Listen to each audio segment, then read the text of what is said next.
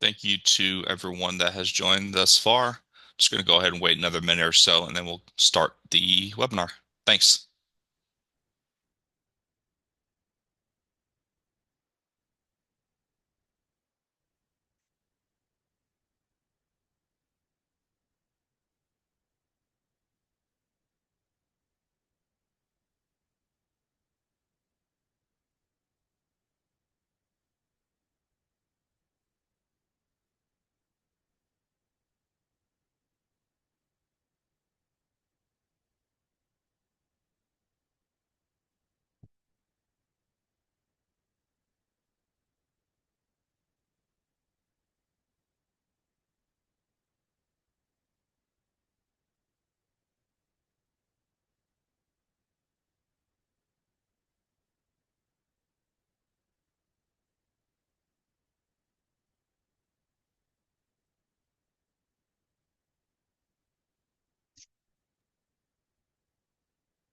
All right, we'll give it one more minute, and then we'll go ahead and kick it off.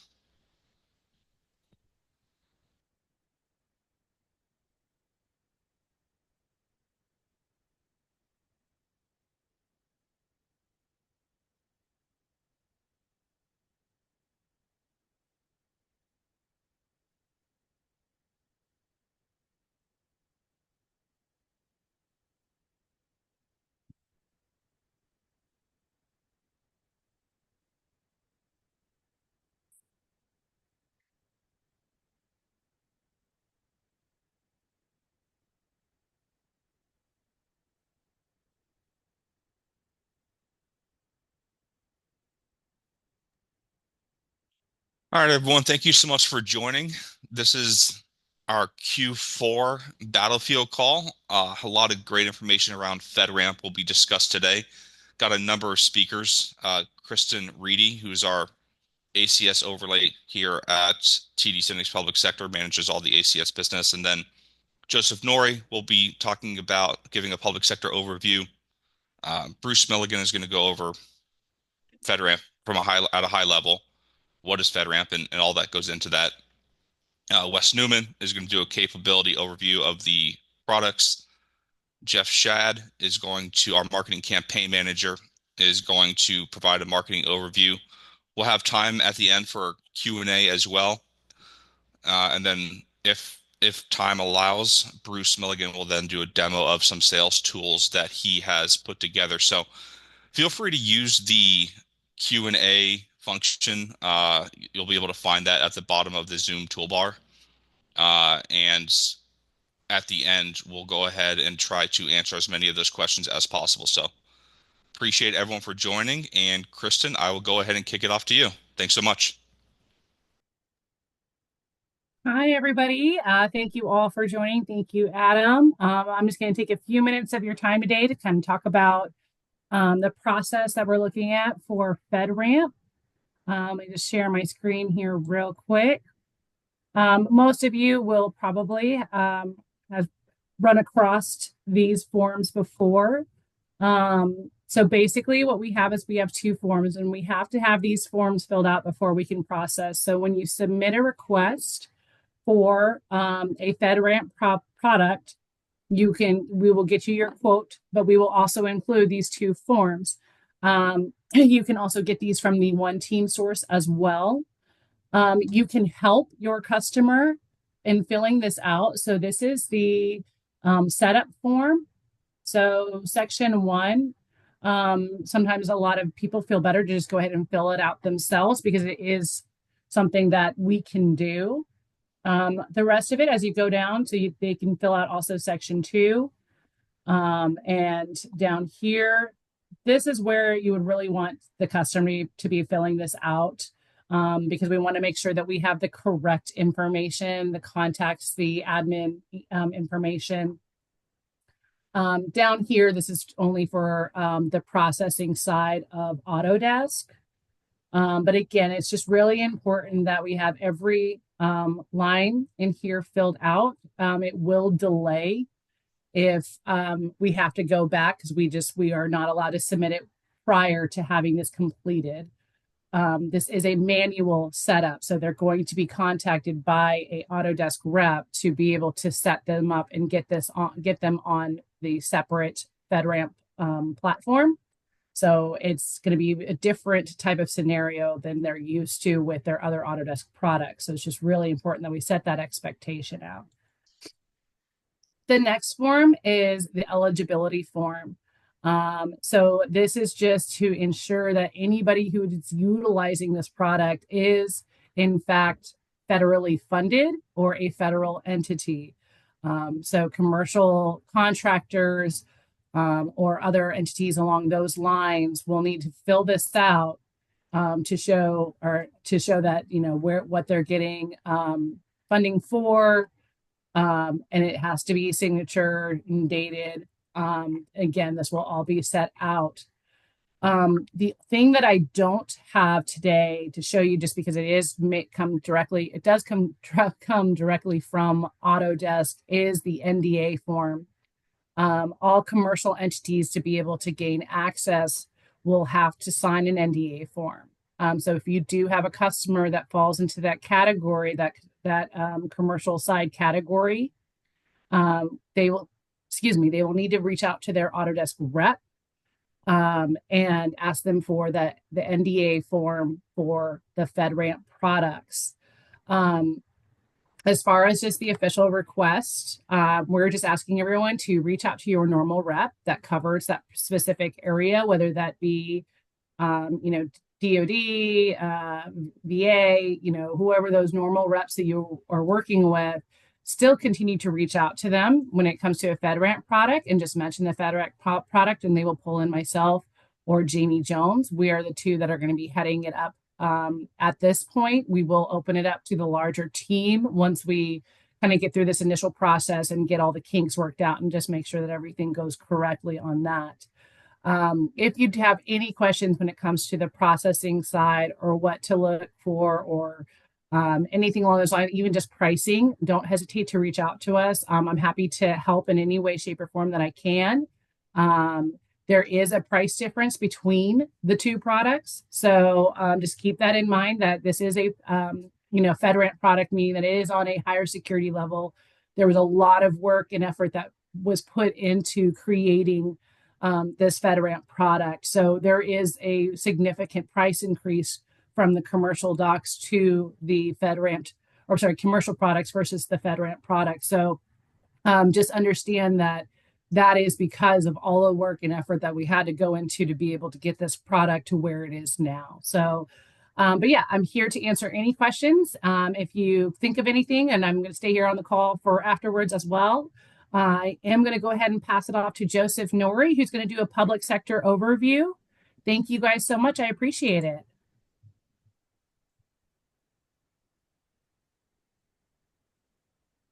Thanks so much. Appreciate it. Let me share my screen. Can you guys hear me okay?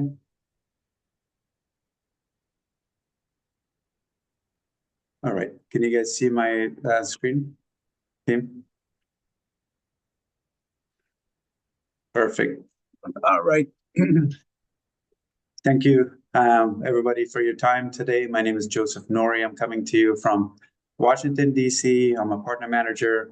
Been with Autodesk for about 6.5 years. Prior to that, I was in the channel. So I've been in a dual role. I've also owned my reseller business. So really excited to be here with you guys. So let's just jump right into our agenda today. So screen, sorry.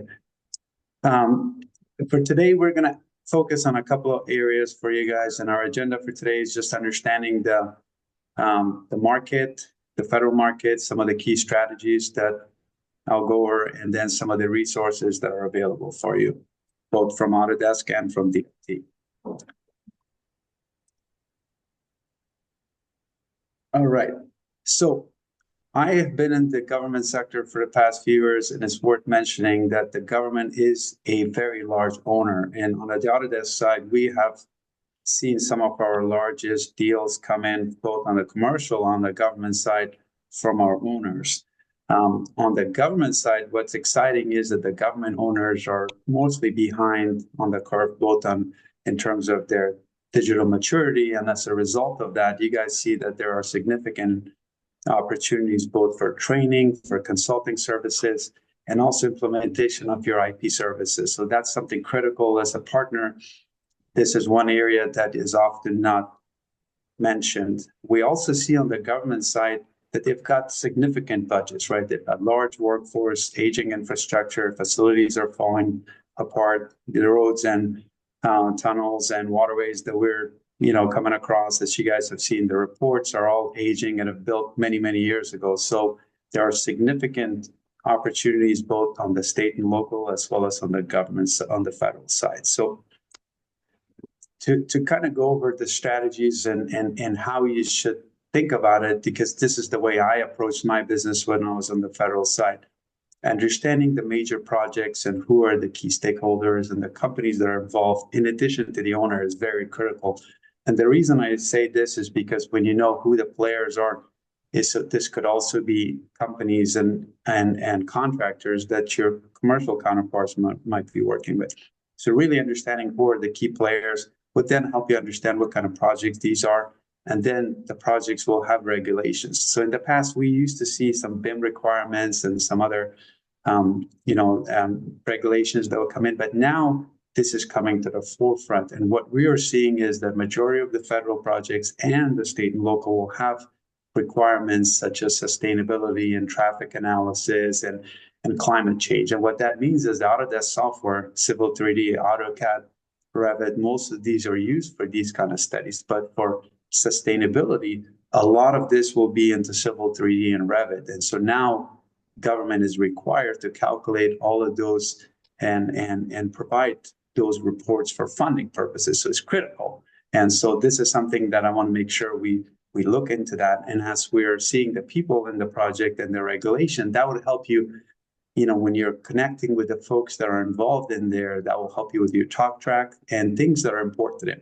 It helps you to understand their language and speak their language when you're calling to them. So that's very important.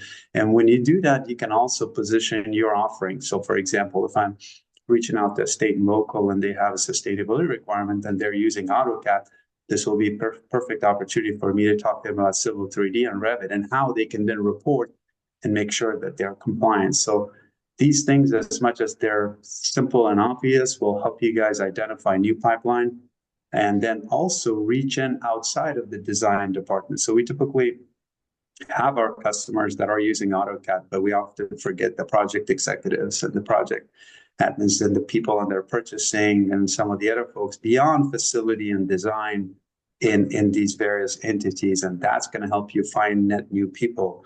Some of our recent wins that have been in states and cities, a lot of the groups that are coming in are people outside of design and facilities. So that's a really great thing, and that would help you expand your sales.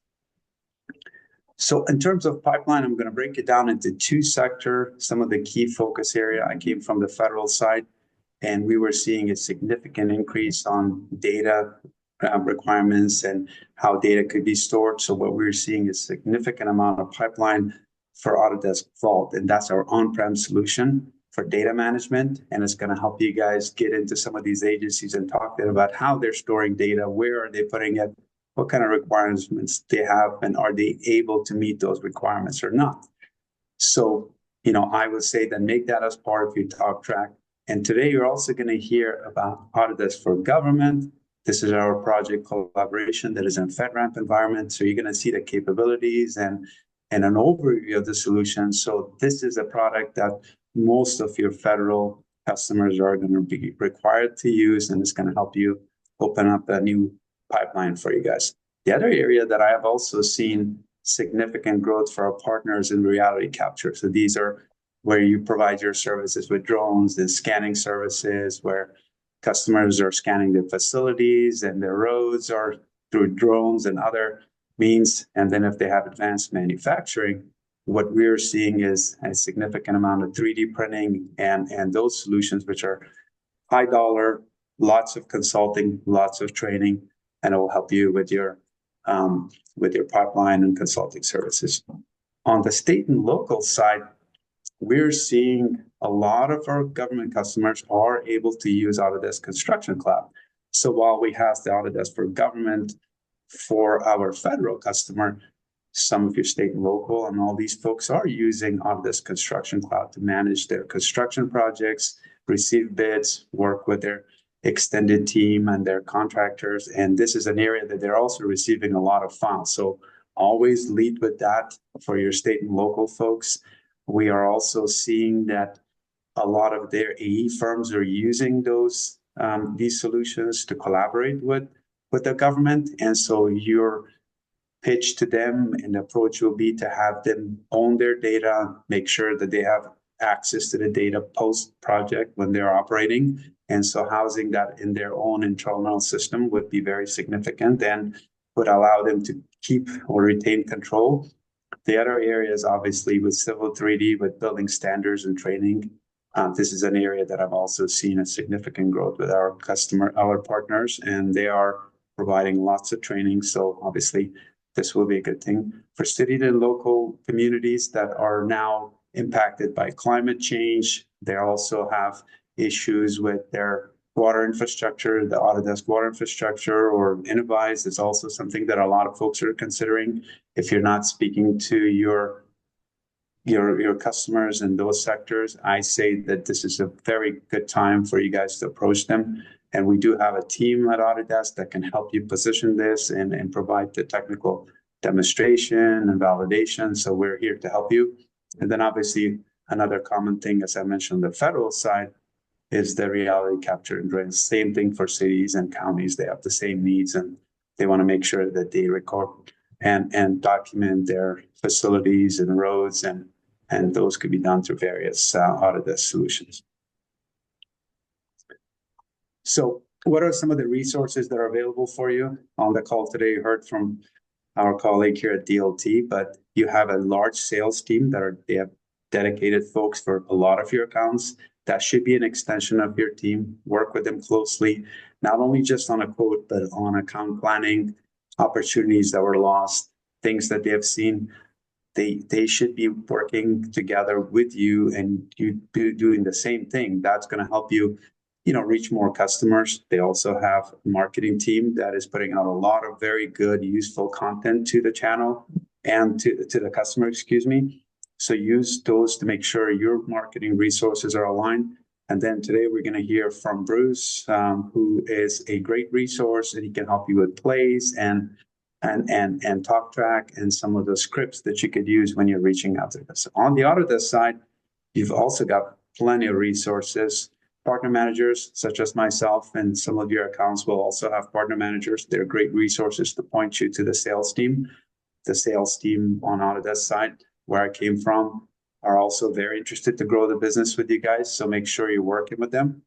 In addition to that, we have business development reps, and these are reps that are actually calling. And so working with them to identify opportunities, downloading contacts, and reaching out to those customers will help you reach more customers, right? If you're calling someone by yourself, it's just you. But now that you, the team at DLT and the team at Autodesk, this is a force multiplier. So now one account, you can have 10, 15 people that are reaching out. It's going to help you get to your goals much quicker. And then the technical specialists, we have a great team at Autodesk. They can help you. So for products and for services that you're not quite ready or you don't have the resources, we're more than happy to help you out and make sure that you have a resource to get in front of a customer or respond to a technical requirement. I am putting my contact information here. If you can scan this one, basically you'll have my contact information. Appreciate you guys' time today and look forward to working with everyone. Thank you. And with that, I'll turn it over to Bruce Milligan. Thanks, Joseph. And I'm in the process of getting my screen going here, so hopefully everyone can see that. For those of us who have been in the Autodesk world for quite some time, you'll know that this is an event that we've been waiting for a long, long time. So I'm really excited to get into the FedRAMP discussion here. So I'm going to just go over a few things here, and I'm going to start out, I guess, with I'm having a little bit of trouble with my advance here. I'm not sure why, but it's not behaving here for there we go. So I'm going to talk about, an overview of Autodesk for Government and kind of what is FedRAMP, what problems are we trying to solve. As Joseph mentioned, there's a lot of pain going on in government, and part of it is just because of the nature of how they review projects, and I'll show you that when we get into this. Then, as far as target markets, I'll talk about government customers as well as engineering and architectural firms. And then I'll go into some sales tools. Spoiler alert, there might be a Prezi or two, screenshot at least shown here that we'll get into a little bit. And then we'll do a call for action. All right, so governments. I've been doing this a long time, and I think this should not be news to anybody. They typically oversee projects. They don't actually do the design work on it. So they're doing a lot of management of it and doing a review of these projects as they're being developed, mostly by our outside architectural or engineering firms. And most of that design work, and this is a really good ledge to get in to talk to customers, most of that design work is being done using Autodesk tools. Yeah, on some DOTs, they might be using Bentley, but the lion's share, especially of architectural projects, are done using Autodesk tools. But having said that, the governments typically don't use Revit. They might have a license so they can view the models, but they're not in there all day doing the work. That's what they've got consultants doing. And then the reviewers may or may not have a technical background in either AutoCAD or Revit. So having said all that, they're very concerned about security. So that's where we get into FedRAMP. So I'm just going to talk a little bit about what FedRAMP is and a couple of the terms that you'll probably be hearing a little bit about. So first of all, there's a website, fedramp.gov. This is from the site. This FedRAMP is not new. As you can see from the screen here, it was established almost 14 years or so ago. And the idea is to get a standardized set of security controls across multiple federal agencies so that all the agencies don't have to go through their own security evaluation. And it's a program that's been in place for quite some time. And inside FedRAMP, there's been updates. So while it was released back in 2011 or first put together in 2011, this is as recent as the middle part of this year. It's not a suggestion; it's a requirement. So this is not something that people are going to ask. Do I have to do this? Because the answer is yes. As far as using a FedRAMP product for any kind of cloud collaboration or any kind of cloud work. Inside the FedRAMP, it's what's called the marketplace. And this is the Autodesk page inside the FedRAMP. So if you just go to that site, you can kind of see it up here for the URL. Authorizations is GSA, and then there's multiple agencies that can reuse the authorization for GSA. And I'll talk a little bit about what that means. It's called reciprocity. And if you think about it, GSA went through a very lengthy multi-year process to get authorization for the FedRAMP product to be released, and Autodesk built a product around that authorization. But any agency can request access to that security package, which is posted publicly on the FedRAMP site, and they can get their own reuse of that ATO. So in this case, GSA has an ATO for the Autodesk cloud product. And if I'm the VA or Department of State or fill in the name of the blank, they can leverage that same package to expedite the implementation of a FedRAMP solution in their particular agency. So you'll hear the term ATO once you start getting into the depth on some of these sales cycles. And I thought it would be good just to kind of talk about what it is. Right now, there's just the one, which is GSA. It's kind of the linchpin, is the way I look at it. With that ATO in place, then they can officially use Autodesk for Government products. And the key thing here, and I talked to Joseph about this earlier, is to really ask your customer. If you're talking to a government customer, I would be bringing up this Autodesk for Government all day long to them. And if they are interested in learning more, I would ask them then to find out what their process is for implementing any kind of cloud products. And they will then find that out for you or point you in the right direction. They may not require FedRAMP. The obvious answer is yes, because as I mentioned earlier, it's not a suggestion, it's a requirement. But if the requirements are too much, for example, they could implement something like Vault that Joseph was talking about earlier. So this is a great way to find out more about how your customers are storing documents. And I will also say that Autodesk is keeping track of these ATOs and reuses of these ATOs. So make sure you work through your Autodesk rep to make sure you're in the know on what's going on with your particular customer. All right. So as far as contractors are concerned, they also need to comply with the FedRAMP requirements. So if I'm a GSA, an architect that's doing a project for GSA, FedRAMP applies to me too.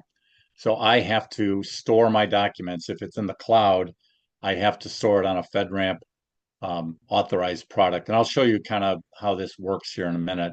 But so it's not just the government, it's also the architectural firms that need to be compliant with these FedRAMP policies.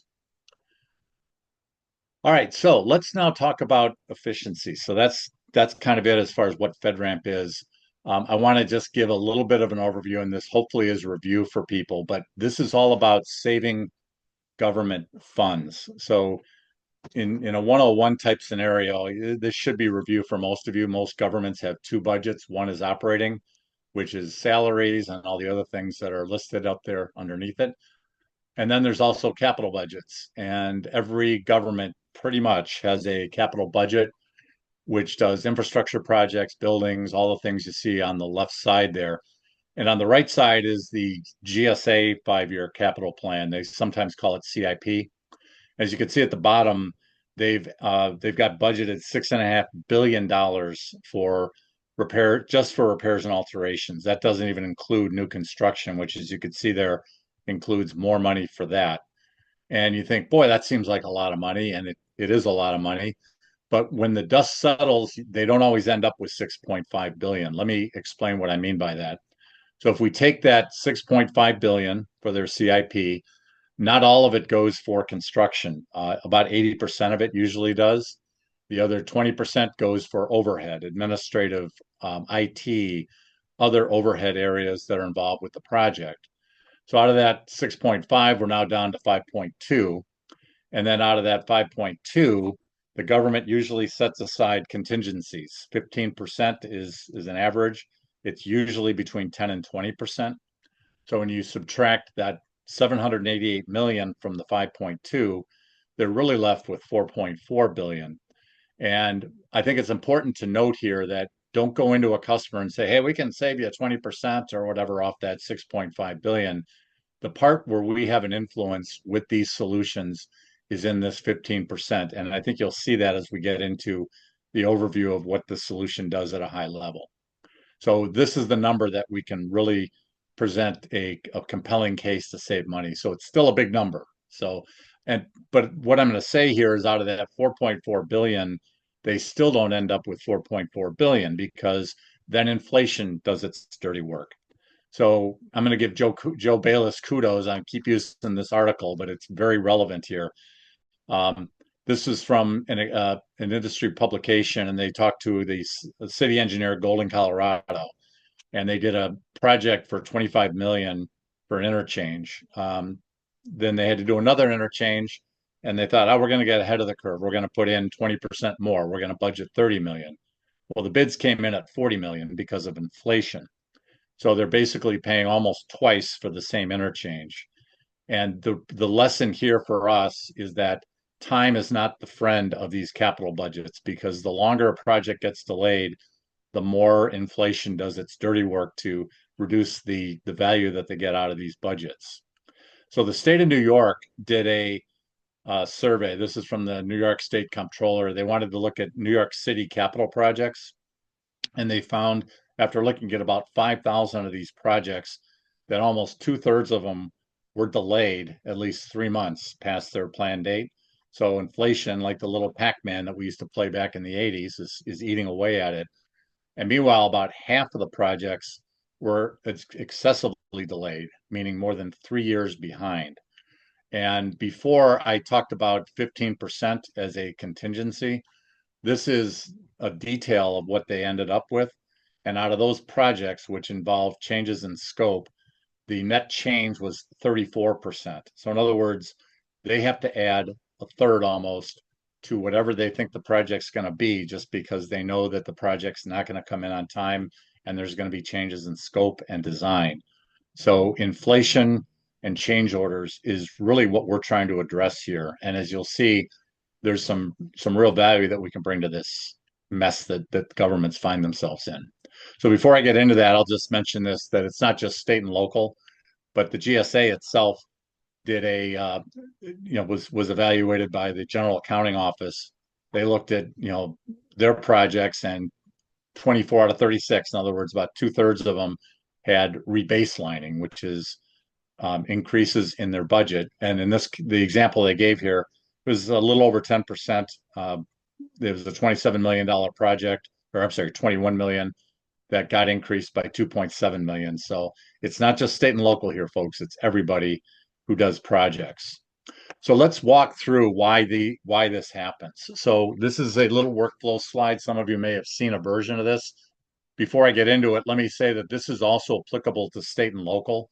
So I developed this in conjunction with one of my state and local customers. So this is applicable, and it'll help you if you are also working SLED accounts to sell to them as well.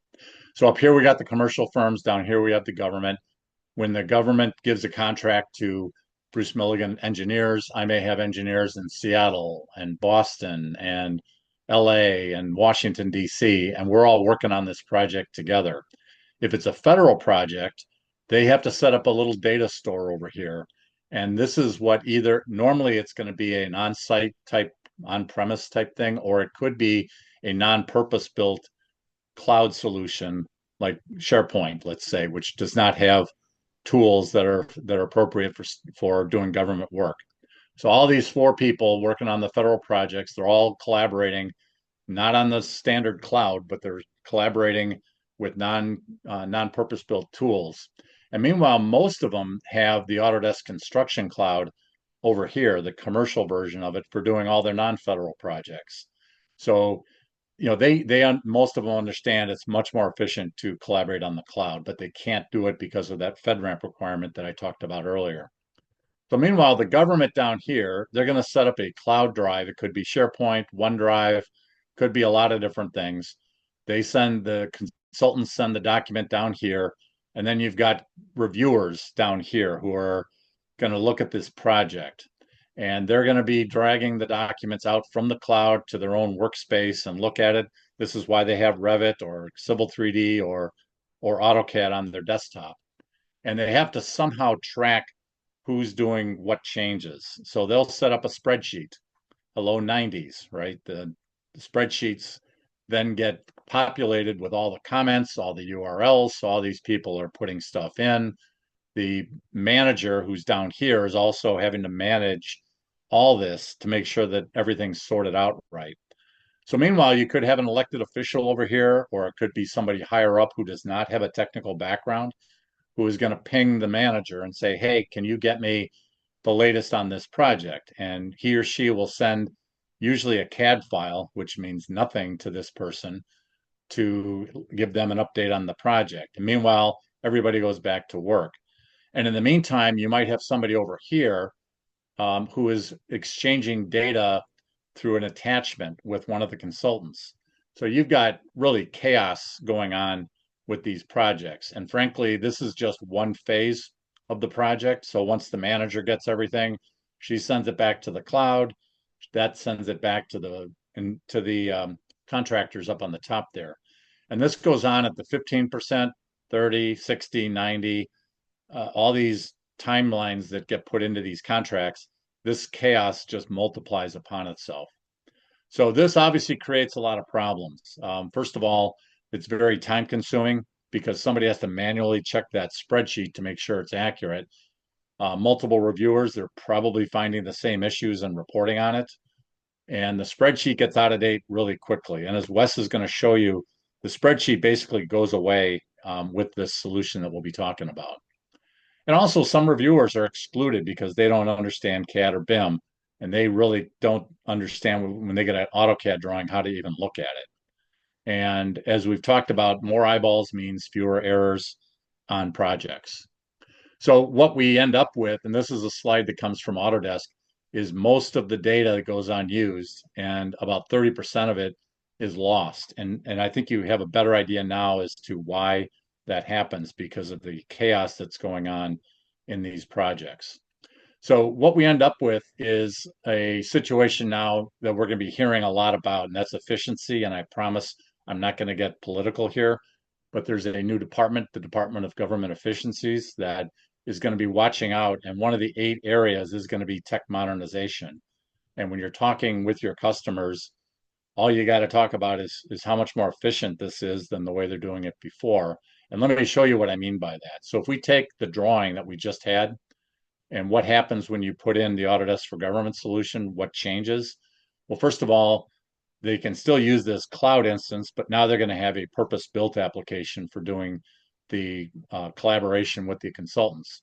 The consultants then, the spreadsheet goes away, as I mentioned earlier, the attachments go away, that CAD drawing goes away, the internal drive goes away, and most importantly, all these other lines go away because now these reviewers, once they implement Autodesk for Government and they do the same thing at the consultant side, it's now cleaner. So they can now collaborate with these consultants up here, all the reviewers, the managers, everybody, they're all operating off the same page, including our friend over here who doesn't have a lot of technical background, because now see a BIM model. They can actually do a walkthrough similar to what Wes is going to be showing you here in a few minutes. So this eliminates all that chaos earlier. And frankly, what they want to move to eventually would be an environment where the government is hosting all the licenses that, or all the users who are doing the project. So everything's been done here so that governments can own the data. State and local governments have been doing this a long time. That's where, as Joseph mentioned, a lot of the larger sales came in, is when you can get the government to do this, where you can get them to adopt the cloud on site and have everybody come to their party. So what are the benefits for the government users? It allows them to own the data, as we talked about. It's a real best practice, and a lot of the governments ideally would acquire the cloud licenses and then dole them out. That's really the only way they can really know. But there is a bring your own subscription aspect to this solution, so the government could host it and then have the licenses been brought by the consultants. It's really the only way to know everything's under their control. It provides that single source of truth where everything is stored in a single secured location and everybody's operating off the same page. There's a lot of time savings here, no duplication of effort. The spreadsheet is now based on live data. So yes, you can actually get a spreadsheet out of this, but as Wes will show you, you really don't need it anymore. And fewer errors because of more eyeballs means better reviews. So from the government side, the optimal strategy, I think we all know who these government agencies are. This is just a quick list I have, is let's try to generate as much end user demand as we can, have them go to IT, to their chief, you'll hear the CISO if you haven't before, Chief Information Security Officer, to get that ATO process started. From the commercial side, they're going to understand because most of them, like I said, are using the Autodesk Construction Cloud today for their non-federal work. They understand it's the most effective and efficient way of doing collaboration. Because again, they're probably using the cloud for doing other work. And I believe they would love to be able to use the cloud for the federal work as well. It'll allow them to win more work. They'll have a competitive, especially the early adopters will have a competitive advantage over other firms. And better work results means happier clients, which means more work for them. And, there's a list that we have of all the GSA contractors right now.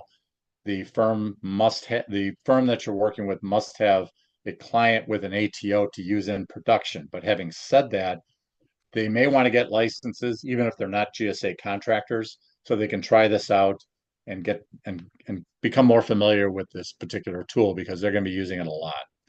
It's also important to note that these licenses for commercial firms can only be purchased through DLT or from DLT, I should say. So my optimal strategy for this is bring this up to all your consulting customers that you might have, your private firms. And then one other target I want to mention real briefly, and that's critical infrastructure. There's a list that you see over here of other sectors that can leverage this product. My counsel for you is to be very careful when you're talking to other government aid, to state and local, especially because they may get very confused about, do I need the commercial offering or the FedRAMP offering? It's really just important for you just to mention that there is an alternative if they do require a FedRAMP solution. But I would definitely make a list of some of the accounts that fall under this category here. All right, I'm just going to go through sales tools real quickly here. There's a Prezi for everything. One day I'll have a funeral, which will probably have a Prezi on it. In your partner menu, there's a box I put in just for FedRAMP. I was kidding about the funeral, by the way, probably. So within the government menu, then I put in links for training. As Joseph mentioned, there's some unbelievably good training content that's out there. There's one in particular that's Autodesk for Government specific sales training. It's about a 30-minute overview. I highly recommend it. And all the links are in this one place here. There's also a landing page that I would really consider bookmarking. It has all the content that you'll ever need on there, including a lot of the documents that Kristen was going over, or actually the documents that Kristen was going over. And then as far as sales tools, there's a ton of them. One of them I would highly recommend. This is one that Autodesk put on a couple weeks ago.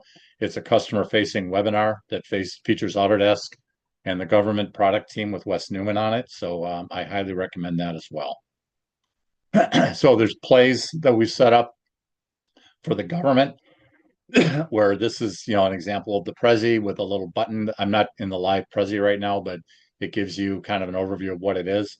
You really don't have to get a lot of detailed questions, but a lot of them, this is a real simple question like, hey, here's how most people do it. They're using OneDrive and SharePoint. Is that how you're doing it today? And then the Prezi kind of prompts you to ask additional questions about that. I highly recommend, even if you're not using the Prezi, to at least get used to this talk track. And then, the Prezi does pivot into individual roles. And again, I won't get into all that stuff right now, but you definitely have a different talk track, whether you're talking to an end user or to an IT person, or obviously somebody in procurement. And then on the commercial side, we've set up a Prezi here too, which gives you an opportunity to kind of drill in and find out opportunities that you might have on that end of things. It's really important for you to find out, if they are doing federal work, what agency that they're doing the work for, because we can then use that as a leverage point to get that ATO started. And we put in FAQs. We put a link into the official FAQ document. I put kind of the greatest hits over here on the right side here of FAQs that I've been hearing as we make calls. A lot of them ask, can we use the docs that come with the collection? Answers no. With answers, they can, of course, use it. You just can't use it for federal work. So that's that. But these are kind of the big questions that we've been getting so far. And also common objections. And I probably shouldn't have put an unhappy face here, but you'll get people who say, hey, this doesn't do what ABC Pro does and it costs more. What's wrong with this? And what we've come up with is it actually does more than what the ABC Pro commercial version does, because that you can't use that for federal projects. And I think a lot of times people will push back and say, well, this doesn't do as much. Well, if you want to do work with federal agencies, this is what we've got so far. So I would encourage you to not shy away from that. I would get good at that objection, because you're going to hear it mostly from the commercial firms. And just as a call to action, get trained on this product. I think these two products are going to be really big sellers for us. Use these links that we provided. And every conversation, I would bring this up. I would bring up this. And worst case, even if you're talking to a DoD who can't use FedRAMP Moderate, you could probably initiate a vault conversation if you play it the right way. So I would go through this process. I put ATO process started twice, because I think it's that important for us to get that going. And with commercial accounts, start with GSA, but don't be limited to GSA. Just stress the need to work with other agencies and go from there. So with that, I'm going to stop my screen share and turn things over to Wes. Wes, go ahead. Thanks, Bruce. Go ahead and share my screen.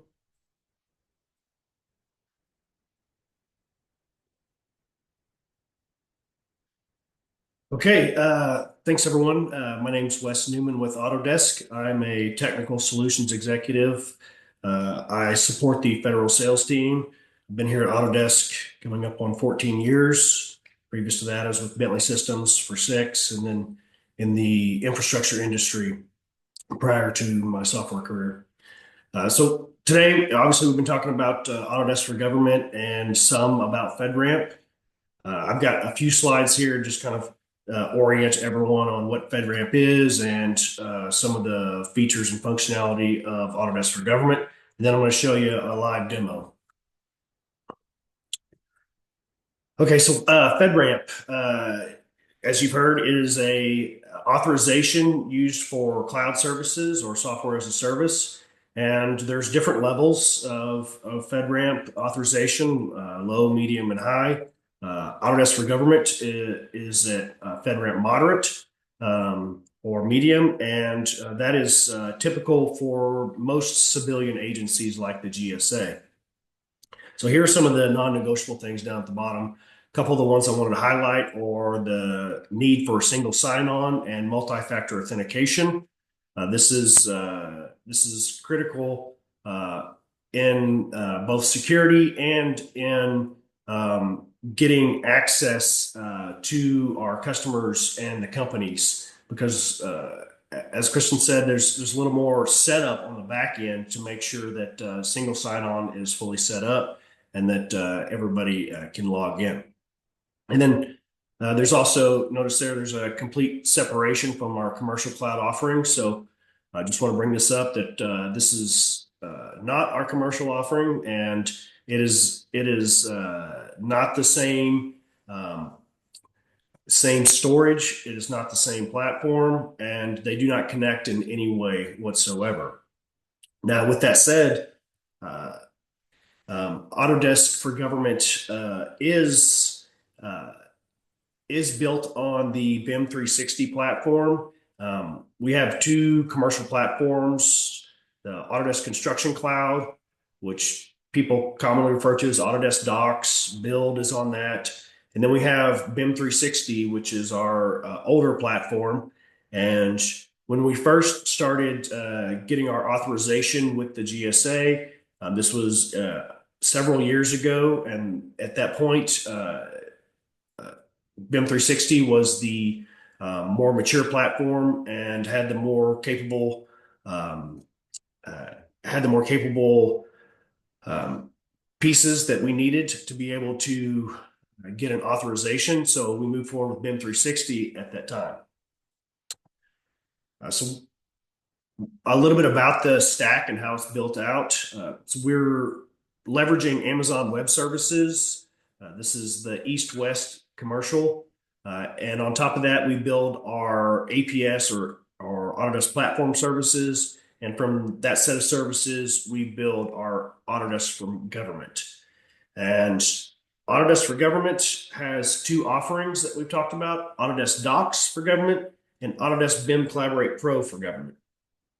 Autodesk Docs is the core common data environment. It's got document management and all of the issue tracking, things like that. And then BIM Collaborate Pro is for Revit Cloud work sharing and managed data exchange.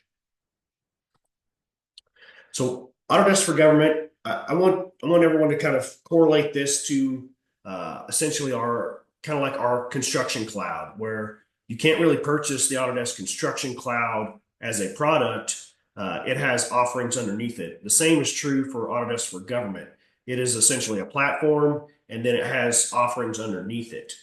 And as I've stated, we've got two offerings today, and that's Autodesk Docs and BIM Collaborate Pro for Government. Autodesk Docs is that common data environment that gives you access and storage for all of your design files.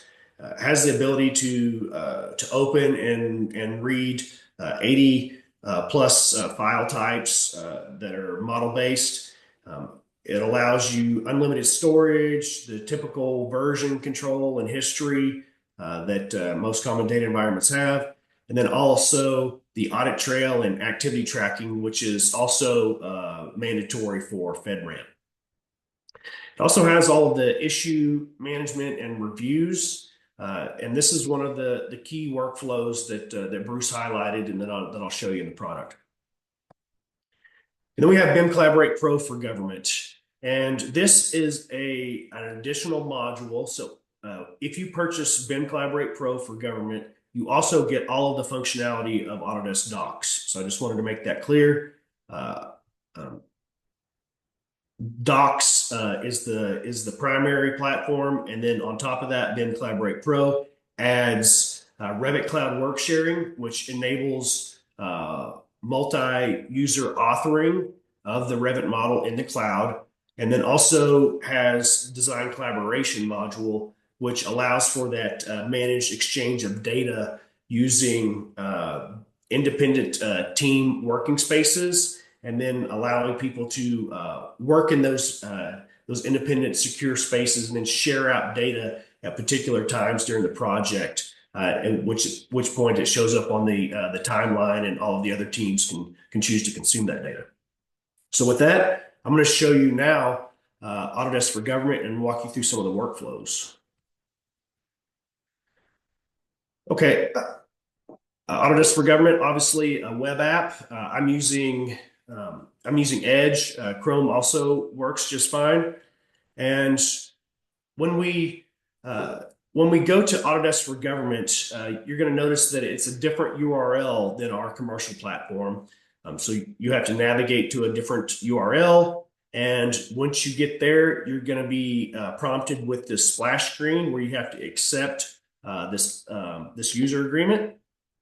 And notice that we're making sure that when users enter this environment, that they know they're entering the secure environment. And what this will do, this will then take me through my authentication, my single sign-on authentication, and multi-factor. I already have those credentials cached, so it's going to let me use those. And from there, it's going to bring you into essentially the last project that you were in Autodesk for Government. So this is the main interface. And if you're new to Autodesk for Government, Autodesk Docs, or BIM 360 Docs, let me just kind of familiarize with the interface. You'll see two drop downs in the top left-hand corner. The first one allows you to switch between the modules, whether it's document management, design collaboration, or one of the admin modules. And then the next drop down allows you to switch between your projects. And so these are the listing of all the projects that you're a member of. And then you'll notice we also have this change account button. So if you're a member of other companies' accounts or other agencies' accounts, so if you're a part of their project, you're going to see that in this change account button. And when you hit this change account, you can then select which account you want to then view and select those projects from there.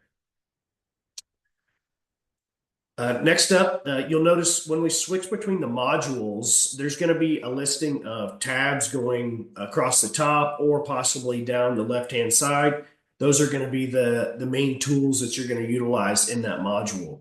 So for document management, we obviously have the document control and the viewing of the files. And then we have reviews, transmittals, and issues. And I'm going to go through all of those just real quickly. But first, I want to show you what navigating the project looks like and what opening and viewing some of the models. So I'm just going to navigate down into this architecture directory. And this directory here, this was actually created in an automated fashion from Design Collaboration. And this is one of those independent working directories that the architecture team would utilize. And so, for instance, we have an MEP and site and structures. These are also working directories for those different teams. Those team members can only access those particular directories. But since I have admin privileges, I can see all of these directories and navigate through them. So here you can see a Revit file. It's going to show us a little bit of information about that file. Notice the different versions. So we're up to version 6. You notice here, this is going to show you all of your version history and allow you to do a couple things. You can compare versions here. You can download a previous version, or you can make an older version current. So for instance, let's say version 4, you needed to go back to it. You can hit the make current button, and that will essentially copy that and make it version 7. And then we'd be working with version 7. One other thing I wanted to mention is this. Notice this approved status. So this indicates that this version had been through a review and then is currently the approved version. And so notice version 4 and 5 didn't have approved statuses. They weren't submitted for review, but it's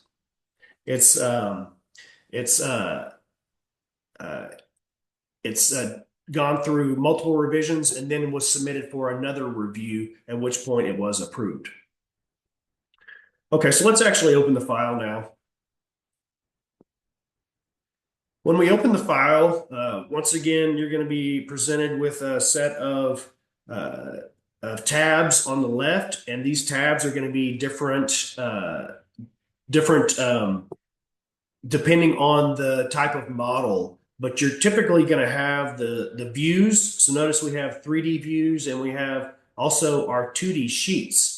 And these are all driven from Revit, so we can choose which views and sheets we want to publish. And then those are going to appear in the list. And we can quickly switch between these views and look at the different models at any time.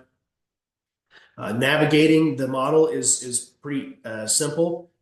If you're familiar with any type of 3D interface, you're going to be able to quickly adapt, zooming in and out with the mouse, panning with the mouse, and then rotating with the left button. You notice as I'm zooming around here, I'm highlighting different objects, and that's because these are intelligent objects from Revit, and this is going to show you all the object information all the property information about that object. And if this is one of the key elements about Autodesk for Government is the ability to directly open up the model. So I don't have to wait for someone to retrieve some information for me or to send me, sorry, apologies for that, send me a sheet set for me to review. I can access the model and self-service at any point in time. So I don't have to be familiar with CAD or even have any type of CAD application on my desktop. I'm just using the web app. So a little bit of information. You'll also notice that we have these little dots. These dots are issues that have been attached to an object, and these are placed at any point in time. So I can place one right now. So if I'm in the middle of looking at something and I see an issue, I can automatically place one.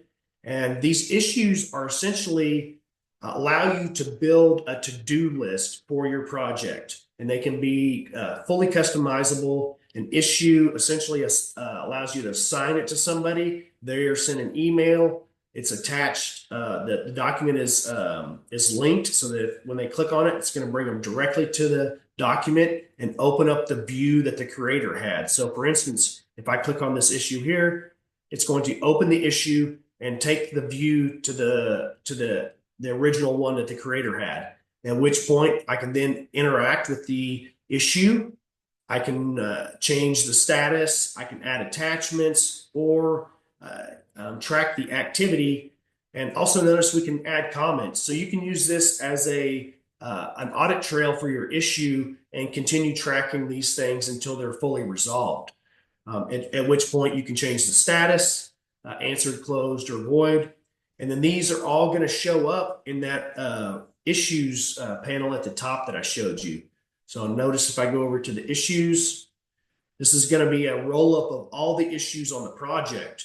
If I want to see all the issues assigned to myself or possibly to my particular company, I can do that here with some quick filtering, and also allows me to export this information out to a PDF or Excel spreadsheet if you want to send that to somebody.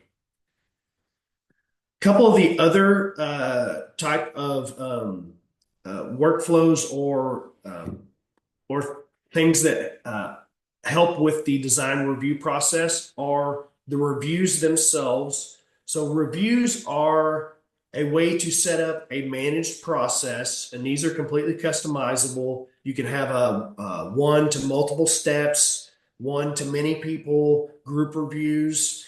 And what happens is you create these reviews as a template, and then at which point in time you want to utilize one, you select the documents and you click create review, and then it allows you to create that review, and utilizing the information in that template, the proper people are sent and notified, and then they can go and start the review process.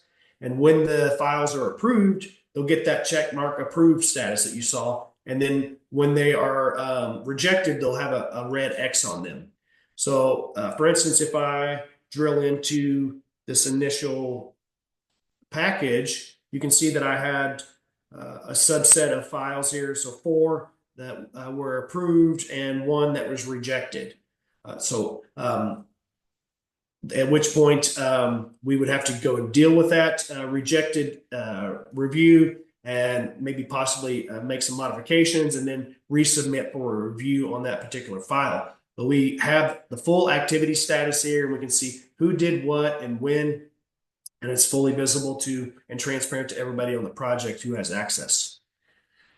The next one I want to talk about is transmittals, and transmittals are a way to create a snapshot of record documents, and it bundles those files and keeps them in the transmittals directory, so that you can go back and look at those documents at any time that you want for those particular points in time. And it also allows you to download all of those files. So if you want to send, if somebody wants to download that particular transmittal and then utilize that maybe for a subdiscipline or something else that they need to send out, they can do that here and pull those approved files.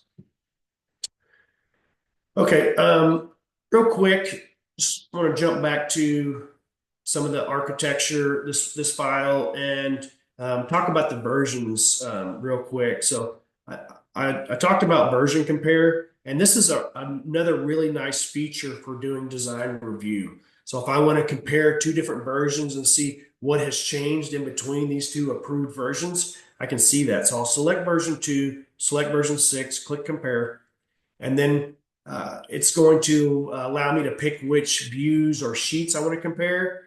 And in the 3D compare, this is going to create a list of all of the objects that have been added, deleted, and modified. And then we can walk through that list and do our compare and our review. So you see that we have our changes here, and we have 7 added, 1 removed, and 3 modified. And I can quickly just toggle off the ones that are not of interest. And then I have left with the 3 left that have been modified.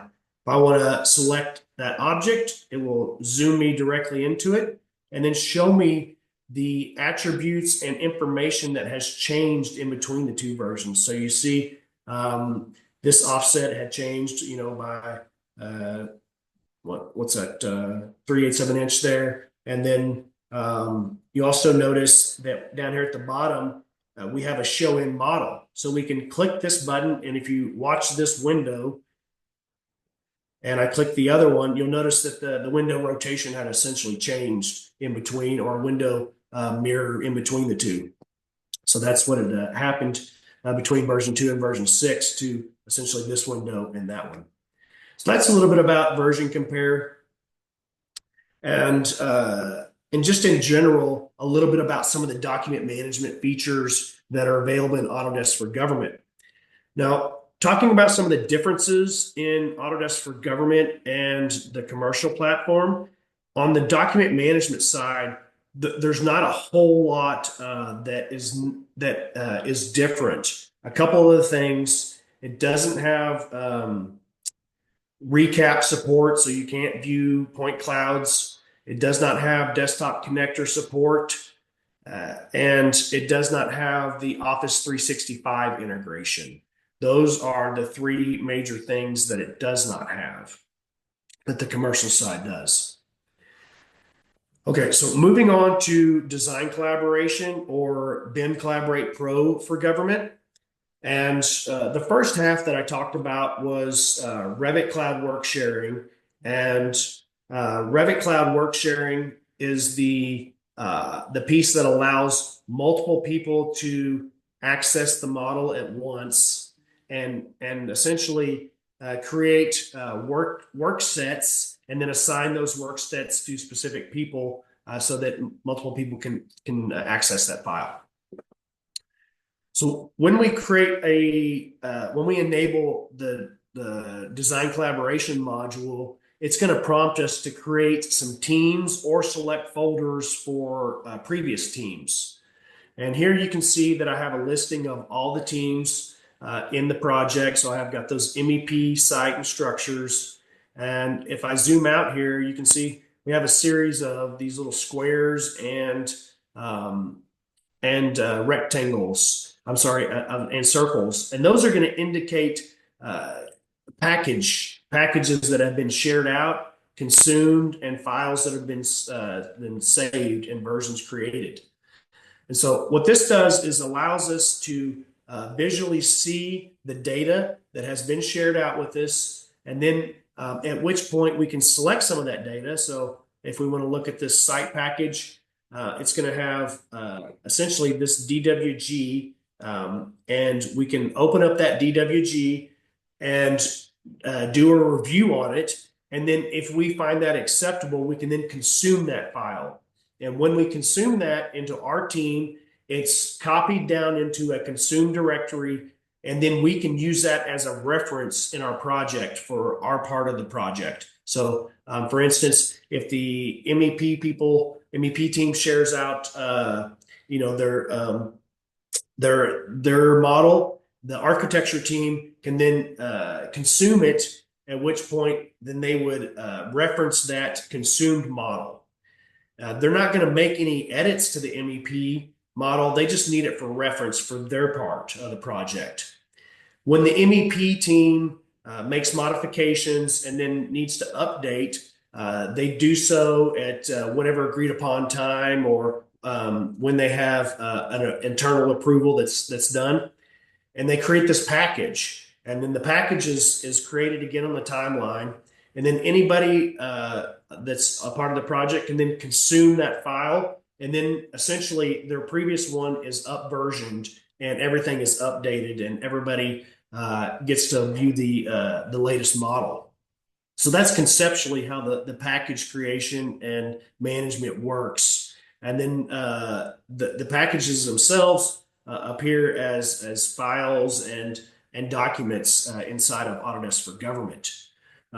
So if we take a look at some of the other information in BIM Collaborate Pro, you see we also have an issues. And so this is a listing of all of the issues that are a part of my team. So this is another consolidated way to view issues, but these are ones that are just for the files that are in your team's working directory. You can also manage the coordination of files in one view. So if I go to the project model button, and then if you look over here on the left-hand side, you'll see a listing of a whole bunch of different files, and they have different directories.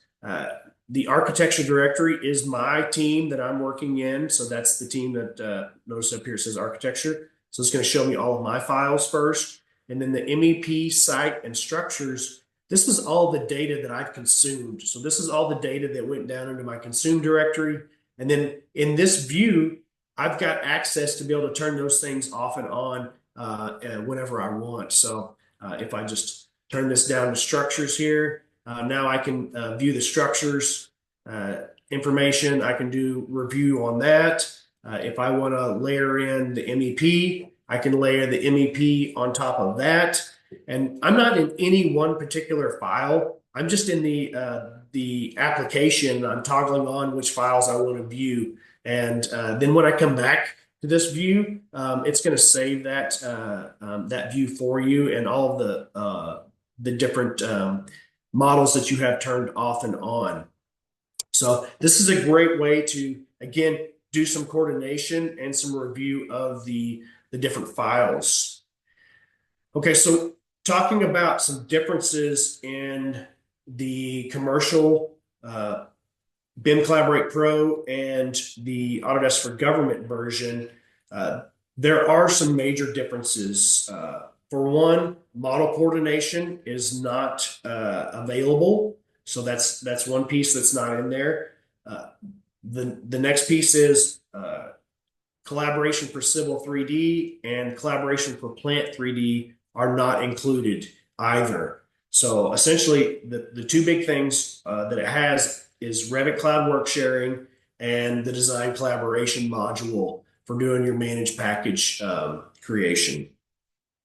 There are some additional things that are different, and we have a listing of all of those on the One Team source, the Autodesk for Government site. There's a sales presentation deck on there, and also in the FAQ. Both of those have listings of all of the difference between the commercial platform and the Autodesk for Government platform. Okay, so with that, I'm going to stop sharing and hand it over to Jeff Shad. Thank you very much, Wes. Appreciate that. Let me get my slides up here and share them with everybody. We'll jump in here. I'm going to cover some of the marketing aspects of it.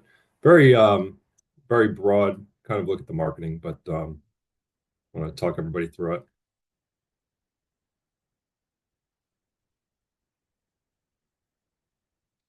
All right, for starters, let's look at the basic guidelines that GSA has laid down for going to market with anything FedRAMP related.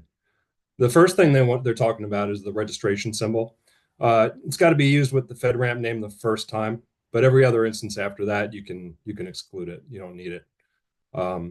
If you want to be on the safe side, you can use it throughout. They're not going to balk at that. The FedRAMP logo, they're very particular about the way the logo is used. They want to make sure it's in compliance with their brand guide and make sure it has the trademark symbol. And just be sure to avoid claims that your company is in any kind of exclusive or first provider choice of FedRAMP.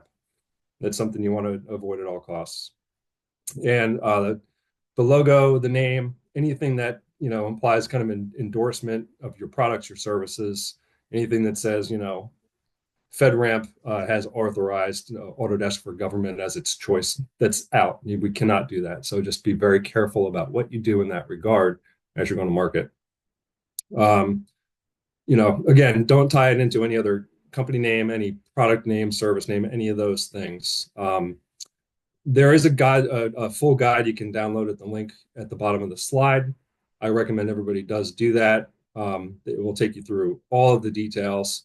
And I bring this up because no matter what we're doing, if you're going to bring anything new to the marketplace, if you're going to have a white paper, anything public facing, a webinar, an infographic, landing page on a website, you have to make sure to go through the approval process in full.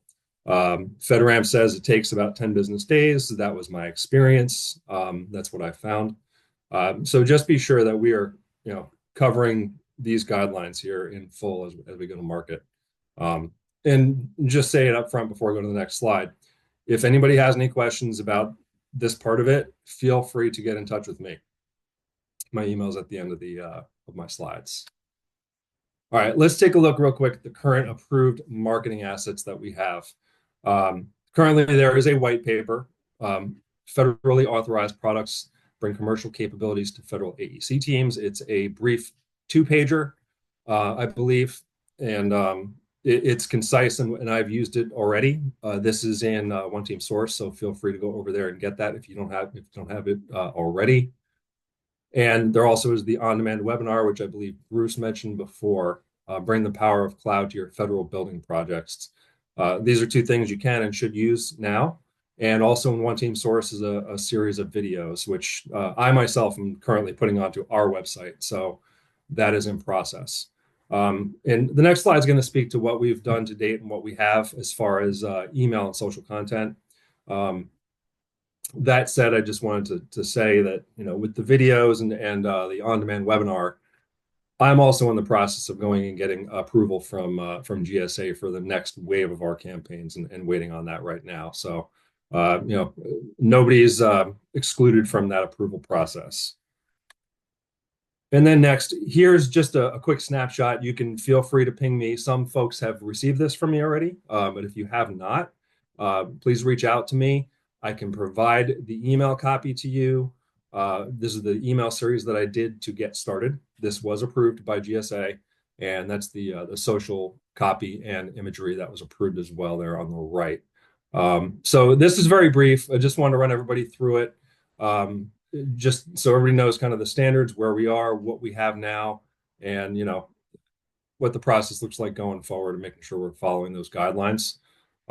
Again, at the bottom, contact me via my email if you want to receive any of these things or if you have any questions. Happy to do that and help you out with anything that you have FedRAMP related on the marketing side of things. And now with that, let me introduce Adam, who's going to bring us into our Q&A now.